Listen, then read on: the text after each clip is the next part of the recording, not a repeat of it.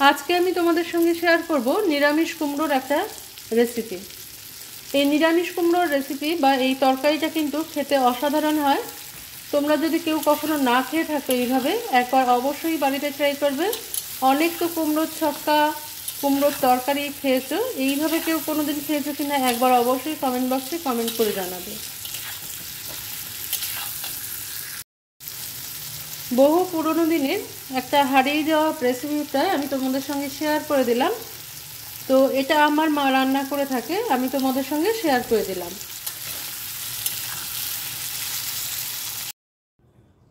কুমড়োর যে নিরামিষ তরকারিটা করব সেজন্য দেখো আমি এখানে কুমড়ো কেটে নিয়েছি এরকম চৌকো চৌকো করে।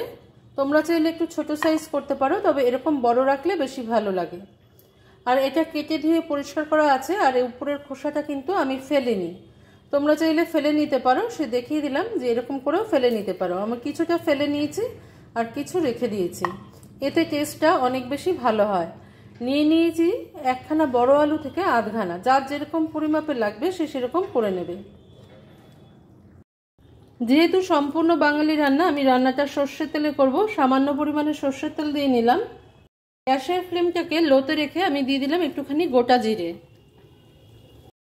গোটা মৌরি। আমার হাতটা অবশ্যই ভালো করে ধোয়া আছে, কারণ এটা একটা হেলদি হ্যাবিট। আর সামান্য কয়েক দানা মেথি আমি এখানে যোগ করে দিলাম।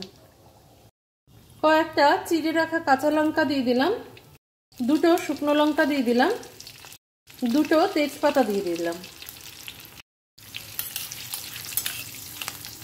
এই ফোড়নটা যখন ভাজা হয়ে আসবে তখন আমি এর মধ্যে দিয়ে দেবো এই কেটে রাখা আলু আর কুমড়ো। তোমরা চাইলে আলাদা করে ভেজে নিয়ে তারপরে ফোড়ন দিয়ে তারপরেও রান্নাটা করতে পারো, কিন্তু আমি এখানে কিন্তু সে কাজটা করব না, সেক্ষেত্রে কিন্তু তেলটা বেশি লাগে।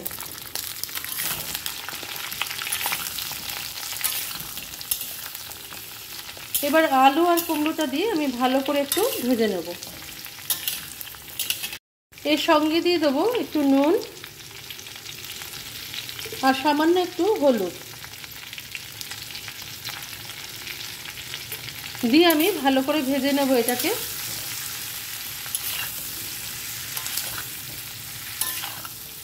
ফোড়ন আর আলু কুমড়ো দুটোই কিন্তু একসাথে ভাজা হতে থাকবে। এই সময় কিন্তু তেলের পরিমাণটাও খুব কম লাগে। খুব ইজি সিম্পল একটা রেসিপি, না টেনে দেখার অনুরোধ রইল তোমাদের কাছে। যদি ভালো লাগে রেসিপিটা অবশ্যই বাড়িতে একবার ট্রাই করবে। আর এটা খেতে খুব সুন্দর হয়। যে কোনো নিরামিষ দিনে বা আমিষ দিনেও কিন্তু তোমরা এটা বানিয়ে নিতে পারো। রুটি, লুচি, পরোটা, ভাত সব কিছুর সাথেই ভালো লাগে। Welcome to my cooking channel Shatabdi's kitchen. Shatabdi's কিচেনে তোমাদের সবাইকে স্বাগত।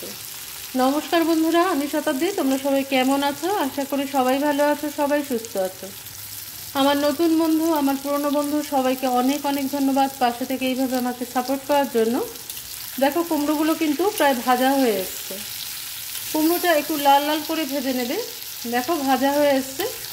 এই সময় আমি এর মধ্যে যোগ করে দেবো ঘরে গুঁড়ো করে রাখা সর্ষে। এই সর্ষে বাটাটা বাটা নয়, এটা গুঁড়ো আছে, খুব সামান্য পরিমাণে একটুখানি এর উপর দিয়ে আমি দিয়ে দেবো। এরকম করে কিন্তু তোমরা সর্ষে গুঁড়ো করে রাখতে পারো, যে কোনো রান্নায় চটজলদি কিন্তু ব্যবহার করা যায়। সর্ষে দেওয়ার পর আমি এর মধ্যে দিয়ে দেবো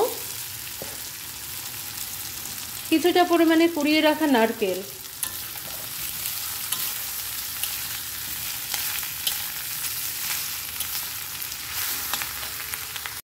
দিয়ে দেবো এক বাটি, এই ছোটো বাটির এক বাটি পরিমাপে জল। সর্ষেটা দিয়ে খুব বেশি নাড়াবে না, কারণ সর্ষে কিন্তু তেলে দিয়ে নাড়ালে তিতো হয়ে যাওয়ার সম্ভাবনা থাকে। যারা জানো না তাদের জন্য বলে দিলাম, যারা জানো তাদের জন্য নয়।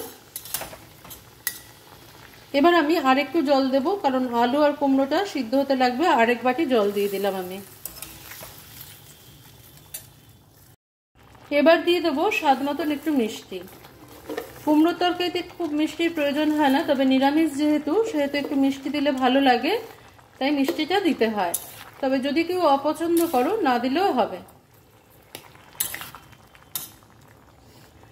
খুব সিম্পল একটা রান্না, কিন্তু খেতে কিন্তু অসাধারণ লাগে। অবশ্যই বাড়িতে একবার ট্রাই করবে যারা কখনো খাওনি এরকম করে।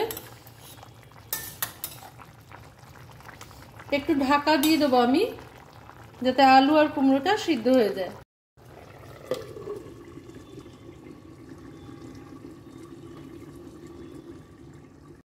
ফিরে এলাম দেখো কিছুক্ষণ বাদে। এবার আমরা একটু চেক করে নেব আলু আর কুমড়োটা সিদ্ধ হয়ে গেছে কিনা। কুমড়ো সিদ্ধ হয়ে গেছে, সাথে আলুটাও সিদ্ধ হয়ে গেছে। তো এবার একটু ফ্লেমটাকে বাড়িয়ে দেবো আমি। চাইলে তোমরা এরকম ঝোলঝোলে রাখতে পারো, আর না চাইলে এই যে খোসা ছাড়ানো কুমড়োগুলো আছে সেগুলোকে একটু এর সঙ্গে ঝোলের সাথে এরকম করে খুন্তি দিয়ে চেপে মিশিয়ে দিতে পারো। তাতে ঝোলটা ঘন হয়ে যাবে, আর রুটি, লুচি বা পরোটার সাথে খেতে কিন্তু খুব ভালো লাগবে। এবার আমি এর মধ্যে অ্যাড করে দেবো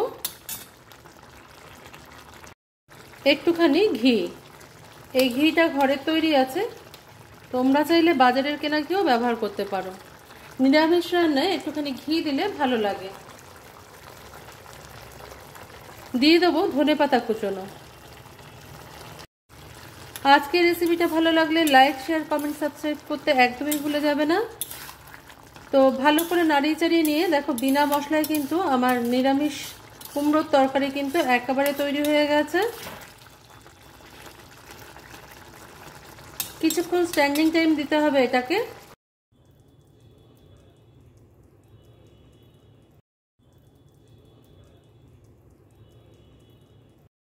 নিরামিষ কুমড়ো তরকারিটা কিন্তু আমার রেডি হয়ে গেছে। আজকে তাহলে এই পর্যন্তই বন্ধুরা, দেখা হচ্ছে পরের দিন অন্য কোনো রেসিপি নিয়ে তোমাদের সঙ্গে। তোমরা সবাই ভালো থেকো, সুস্থ থেকো।